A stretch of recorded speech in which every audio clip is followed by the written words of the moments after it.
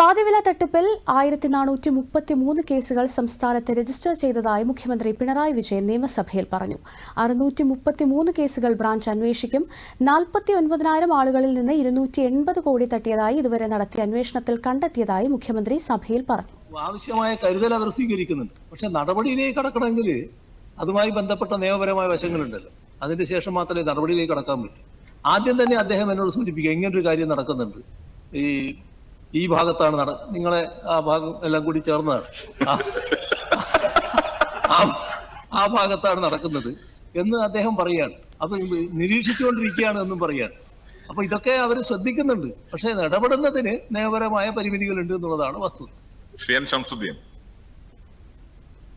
13,60,000 സ്ത്രീകളിൽ ഒരു മാസം കൊണ്ട് ക്യാൻസർ സ്ക്രീനിംഗ് പൂർത്തിയാക്കിയതായി മന്ത്രി വീണ ജോർജ്.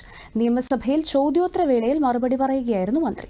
ക്യാൻസർ ഗ്രിഡ് സംവിധാനം പ്രവർത്തനക്ഷമമായതിലൂടെ വ്യക്തികൾക്ക് ഏറ്റവും അടുത്തുള്ള ആരോഗ്യ കേന്ദ്രത്തിൽ തന്നെ ക്യാൻസർ സ്ക്രീനിംഗ്, പ്രാഥമിക രോഗനിർണയ പരിശോധനകൾ, പ്രാഥമിക ലാബ് പരിശോധനകൾ എന്നിവ നടപ്പിലാക്കാൻ സാധിക്കുന്നതും തുടർ പരിശോധനകൾ ചികിത്സയും ആവശ്യമായി വന്നാൽ അവ ലഭ്യമായിട്ടുള്ള ഏറ്റവും അടുത്തുള്ള ആശുപത്രികൾ വഴിയും തുടർ പരിചരണം ആവശ്യമായി വന്നാൽ അത് കുടുംബാരോഗ്യ കേന്ദ്രങ്ങളിലൂടെയും ലഭ്യമാക്കാനും സാധിക്കും.